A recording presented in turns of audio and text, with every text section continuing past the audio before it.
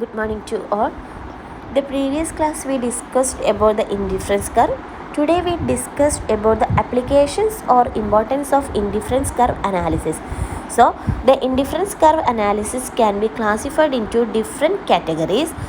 The following are the uses of indifference curve analysis that can be helps in production function, helps in exchange, help in government, help in measuring the consumer surplus, helps in public finance, investing management, taxation and international trade. These are the main applications or importance of indifference curve analysis. So we can move on the point. The first one is it is help in exchange. That means the helpful in exchange means it is useful exchange between two individuals for the commodities possessed by each of them. That means ഇതിൻ്റെ അകത്ത് പറയുന്നത് എന്താണെന്ന് വെച്ചിട്ടുണ്ടെങ്കിൽ അവരുടെ commodities exchange ചെയ്യുന്നതിന്. So അതാണ് പറയുന്നത് it helpful in exchange between two individuals for the commodities. അതായത് അവരുടെ ടു ഇൻഡിവിജ്വൽസിൻ്റെ കമ്മോഡിറ്റീസ് എക്സ്ചേഞ്ച് ചെയ്യുന്നതിന് നമ്മുടെ ഇൻഡിഫറൻസ് കർവ് അനാലിസിസ് ഹെൽപ്പ് ചെയ്യുന്നുണ്ട്. ദാറ്റ് മീൻസ് നമ്മൾ നേരത്തെ MRS marginal rate of substitution നമ്മൾ പറഞ്ഞു.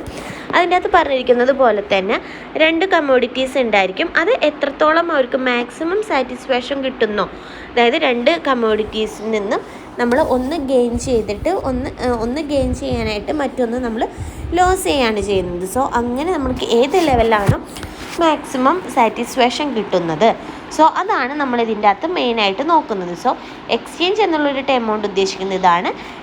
രണ്ട് ഇൻഡിവിജ്വൽസ് അവരുടെ കമ്മോഡിറ്റീസ് എക്സ്ചേഞ്ച് ചെയ്യുന്നതിന് വേണ്ടിയിട്ട് നമുക്ക് IC അനാലിസിസ് യൂസ് ചെയ്യാനായിട്ട് പറ്റും. നെക്സ്റ്റ് പറയുന്നതാണ് useful in international trade. That means indifference curve analysis നമുക്ക് ഇൻ്റർനാഷണൽ ട്രേഡിൽ അപ്ലൈ ചെയ്യാനായിട്ട് പറ്റും. അതാണ് പറയുന്നത് it is useful in international trade. It is helpful to determine the rate at which the commodities of one country will be exchanged by commodities of another country. That means നമുക്ക് ഇതിൻ്റെ അത് പറഞ്ഞ international trade എന്ന് പറഞ്ഞിട്ടുണ്ടെങ്കിൽ എന്താണ്, അതായത് ഒരു രാജ്യം മറ്റൊരു രാജ്യമായിട്ട് അവരുടെ ഗുഡ്സ് സെയിൽ ചെയ്യുന്ന അല്ലെങ്കിൽ ബോട്ട് ചെയ്യുന്നതിനെയാണ് നമ്മൾ ഇൻ്റർനാഷണൽ ട്രേഡ് എന്ന് പറയുന്നത്. ദാറ്റ് മീൻസ് ഒരു ബിസിനസ് കണ്ടക്ട് ചെയ്യുന്നത്, അതായത് അതർ കൺട്രീസുമായിട്ട് നമ്മൾ ബിസിനസ് കണ്ടക്ട് ചെയ്യുന്നതിന് അല്ലെങ്കിൽ ട്രേഡിങ് നടത്തുന്നതിനെയാണ് ഇൻ്റർനാഷണൽ ട്രേഡ് എന്ന് പറയുന്നത്. സോ അപ്പോൾ ഈ IC അനാലിസിസ് യൂസ് ചെയ്തുകൊണ്ട് നമ്മൾക്ക് ഒരു രാജ്യത്തെ അതായത് എന്താണ് പറയുന്നത് rate at which the commodities of one country will be exchanged by commodities of another country. അതായത് നമുക്ക് ഇതിൽ നിന്ന് ഡിറ്റർമൈൻ ചെയ്യാൻ പറ്റും ഒരു കമ്മോഡിറ്റി ഒരു രാജ്യത്തു നിന്ന് മറ്റൊരു രാജ്യത്തേക്ക് എക്സ്ചേഞ്ച് ചെയ്യുമ്പോൾ ആ പ്രൊഡക്റ്റിന് അല്ലെങ്കിൽ ആ കമ്മോഡിറ്റിക്ക് അവർ എത്ര റേറ്റാണ് ഫിക്സ് ചെയ്തിരിക്കുന്നതെന്ന് അറിയാനായിട്ട് ഇത് ഹെൽപ്പ് ചെയ്യുന്നുണ്ട്. So it is help to determine the rate at which the commodities of one country will be exchanged by commodities of another country. അതായത് എക്സ്ചേഞ്ച് നടക്കുമ്പോൾ അവിടെ എത്ര റേറ്റിനാണ് അവർ ആ എക്സ്ചേഞ്ച് നടത്തുന്നതെന്നുള്ളത് അല്ലെങ്കിൽ ആ പ്രോസസ്സ് നടക്കുന്നതെന്നുള്ളത് ഐഡൻറ്റിഫൈ ചെയ്യാനായിട്ട് ഇത് യൂസ്ഫുള്ളാണ്. നെക്സ്റ്റ് പറയുന്നതാണ് useful in taxation. Useful in ടാക്സേഷനിൽ പറയുന്നത് it helps for taxation. Tax ആരാണ് ഇമ്പോസ് ചെയ്യുന്നത്? നമുക്കറിയാം tax is imposed by government. So it help the government to choose whether the direct tax and indirect tax to be imposed. അതായത് indifference curve analysis use ചെയ്തുകൊണ്ട് നമുക്ക് means ഗവൺമെൻറ്റിന് direct and indirect tax impose ചെയ്യാനായിട്ട് help ചെയ്യുന്നുണ്ട്. So ഗവൺമെൻറ്റിന് tax എത്ര impose ചെയ്യണം എന്നുള്ളത് അറിയാനായിട്ട് നമുക്ക് ഈ ഇൻഡിഫറൻസ് കർവ് അനാലിസിസ് യൂസ് ചെയ്യുന്നുണ്ട്. സോ നെക്സ്റ്റ് പറയുന്നതാണ് it useful in public finance. So next പറയുന്നതാണ് പബ്ലിക് ഫിനാൻസിങ്ങിന് വേണ്ടിയിട്ട് നമുക്ക് IC അനാലിസിസ് യൂസ് ചെയ്യാം. The famous law of maximum social advantages can be explained by the indifference curve. That means നമ്മുടെ society അല്ലെങ്കിൽ famous law, അതായത് നമ്മളുടെ സൊസൈറ്റിയിലേക്കുള്ള അല്ലെങ്കിൽ നമുക്ക് മാക്സിമം അഡ്വാൻറ്റേജസ് സൊസൈറ്റിക്ക് കിട്ടണം എന്നുള്ളത് കൊണ്ട് ഉദ്ദേശിച്ചിട്ടുള്ള ലോ എക്സ്പ്ലെയിൻ ചെയ്യുന്നത് ഈ ഇൻഡിഫറൻസ് കർവിലാണ്. Thus it is useful for the area of public finance. So അതുകൊണ്ട് തന്നെ പബ്ലിക്കിൻ്റെ അഡ്വാൻറ്റേജസ് ഏതിനാണ് കൂടുതൽ അഡ്വാൻറ്റേജസ് എന്നുള്ളത് മെൻഷൻ ചെയ്യുന്നത് ഇൻഡിഫറൻസ് കർവിലാണ്. സോ അതുകൊണ്ട് തന്നെ ഇത് നമ്മുടെ പബ്ലിക് ഫിനാൻസിങ്ങിലേക്ക് ഇത് ഹെൽപ്പ് ചെയ്യുന്നുണ്ട്. സോ നെക്സ്റ്റ് പറയുന്നതാണ് it helpful in production. That means നമുക്കറിയാം നമ്മൾ ഇൻഡിഫറൻസ് കർവ് അനാലിസിസിൽ മെയിൻലി കമ്മോഡിറ്റീസ് ആണ് നമ്മൾ ടേക്ക് ചെയ്യുന്നത്. സോ അതുകൊണ്ട് തന്നെ ഓരോ കമ്മോഡിറ്റിയുടെയും പ്രൊഡക്ഷൻ എത്രത്തോളം വേണം എന്നുള്ളത് ഐഡൻറ്റിഫൈ ചെയ്യാനായിട്ട് ഈ IC അനാലിസിസ് ഹെൽപ്പ് ചെയ്യുന്നുണ്ട്. സോ IC അനാലിസിസ് നോക്കിക്കഴിഞ്ഞിട്ടുണ്ടെങ്കിൽ നമ്മൾക്ക് ആ പ്രൊഡക്റ്റിൻ്റെ ഡിമാൻഡ് എത്രയാണെന്നുള്ളതൊക്കെ ഐഡൻറ്റിഫൈ ചെയ്യാനും അതിനനുസരിച്ചുള്ള പ്രൊഡക്ഷൻ നടത്താനായിട്ടും ഹെൽപ്പ് ചെയ്യുന്നുണ്ട്. സോ അതാണ് പറയുന്നത് it is helpful in production. Next പറയുന്നതാണ് ഇറ്റ് ഹെൽപ്ഫുൾ ഇൻ ഗവൺമെൻറ്. ഇത് ഹെൽപ്ഫുൾ ഇൻ ഗവൺമെൻറ്റിൽ പറയുന്നത് ഗവൺമെൻറ്റിന് ഹെൽപ്പ് ചെയ്യുന്നുണ്ട്. എന്തിനു വേണ്ടിയിട്ടാണ്? To deciding the rationing and subsidies. അതായത് നമുക്കറിയാം ഒരുപാട് സബ്സിഡീസും അതേപോലെ തന്നെ മുൻഗണന കൊടുക്കുന്ന ഒരുപാട് വിഭാഗങ്ങൾ നമ്മുടെ സൊസൈറ്റിയിലുണ്ട്. സോ അപ്പോൾ ഗവൺമെൻറ്റിന് സബ്സിഡീസ് പ്രൊവൈഡ് ചെയ്യേണ്ട അല്ലെങ്കിൽ റേഷനിങ് പ്രൊവൈഡ് ചെയ്യേണ്ട ആൾക്കാരെ ഐഡൻറ്റിഫൈ ചെയ്യാനായിട്ട് നമ്മുടെ ഇൻഡിഫറൻസ് കർവ് അനാലിസിസ് യൂസ് ചെയ്യാനായിട്ട് പറ്റും. സോ അതാണ് പറയുന്നത് ഹെൽപ്ഫുൾ ഇൻ ഗവൺമെൻറ്. നെക്സ്റ്റ് പറയുന്നതാണ് helpful in investing management.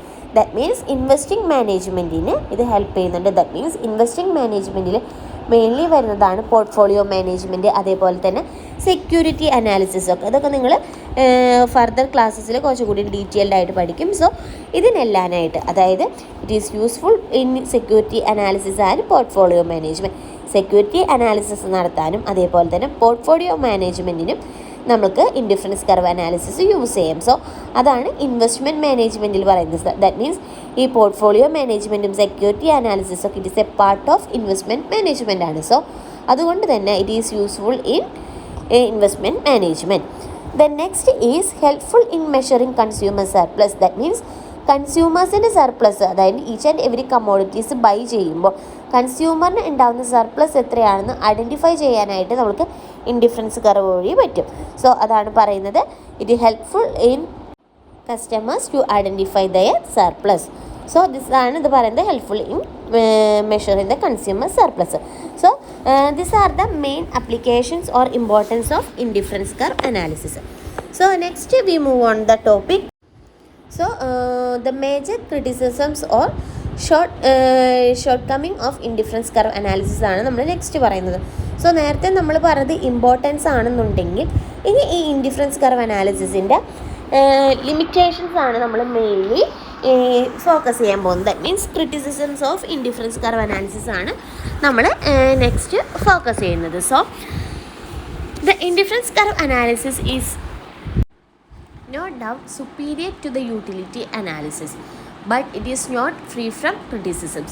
Professor Armstrong and Frank Nick have a strong criticism by indifference curve approaches. So നമുക്കറിയാം ഇൻഡിഫറൻസ് കർവ് അനാലിസിസ് എന്ന് പറഞ്ഞിട്ടുണ്ടെങ്കിൽ നമ്മുടെ യൂട്ടിലിറ്റി അനാലിസിസിൻ്റെ സുപ്പീരിയർ ആയിട്ടാണ് വി ക്യാൻ നമ്മൾ കൺസിഡർ ചെയ്യുന്നത്. പക്ഷെ നമ്മൾക്കറിയാം ഇത് ക്രിറ്റിസിസത്തിൽ നിന്നെല്ലാം ഒഴിവാവണമെന്നല്ല അതിൻ്റെ മീനിങ് വരുന്നത്. So professor Armstrong and Frank Knight എന്ന് പറഞ്ഞിട്ടുള്ള പേഴ്സൺസ് ഇൻഡിഫറൻസ് കർവ് അനാലിസിസിനെ കുറച്ച് സ്ട്രോങ്ലി ക്രിട്ടിസൈസ് ചെയ്തിട്ടുണ്ട്. സോ അതാണ് നെക്സ്റ്റ് നമ്മൾ പറയാൻ പോകുന്നത്.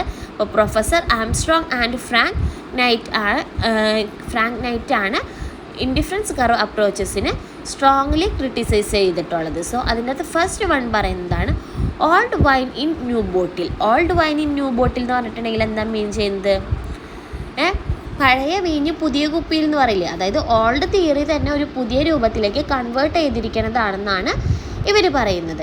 It is the point out that the indifference curve approach is nothing but old wine in the new bottle.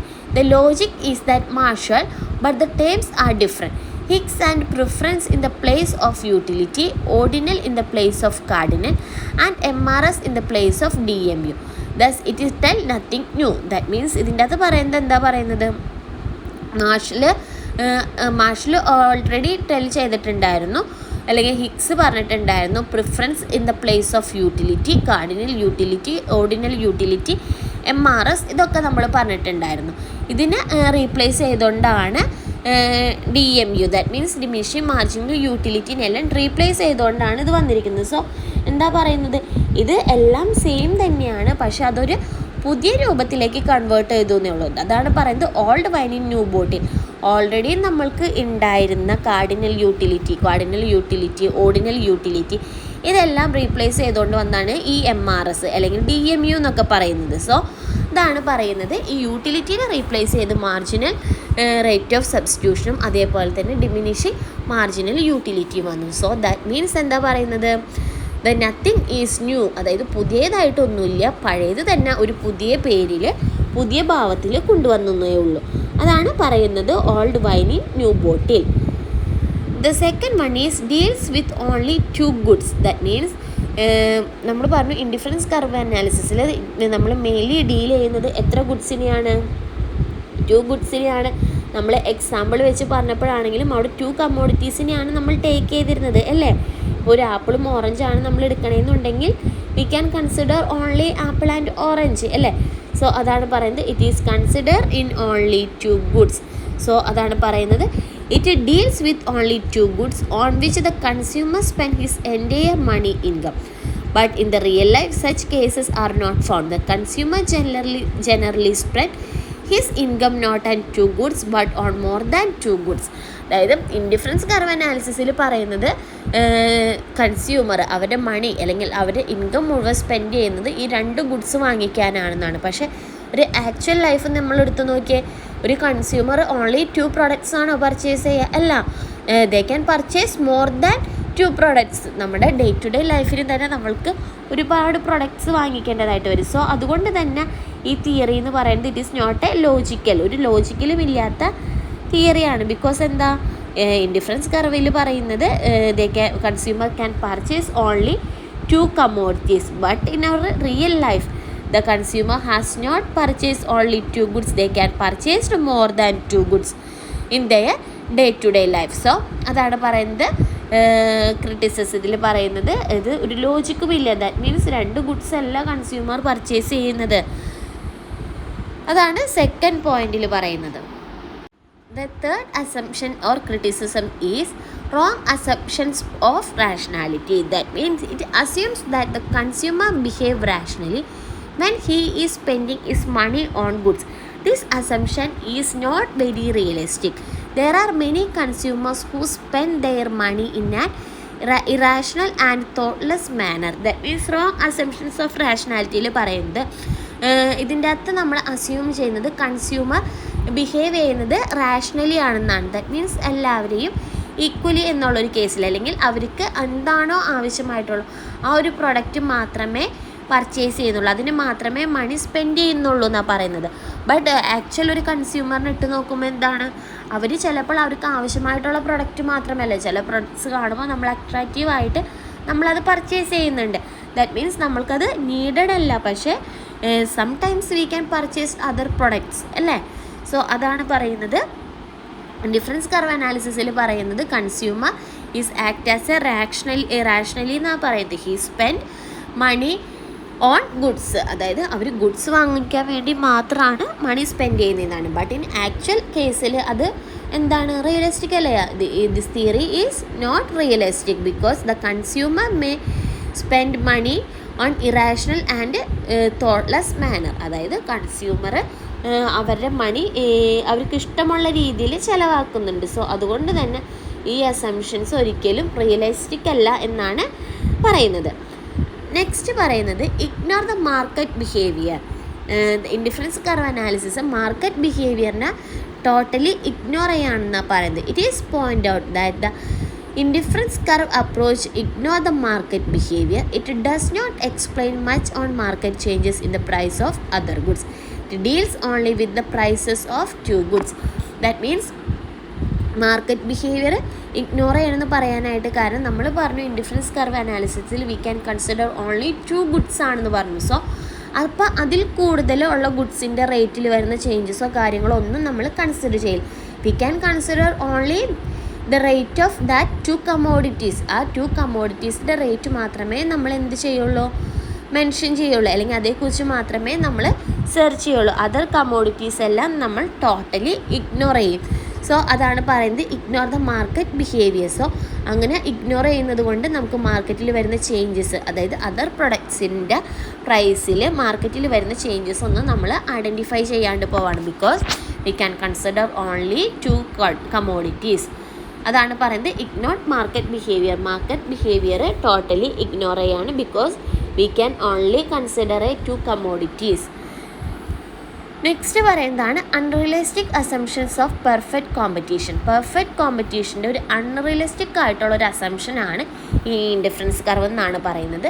It is based on the unrealistic assumptions of perfect competition and homogeneity of goods. But in the real life, consumer is confronted with the differentiated product and monopolistic competition.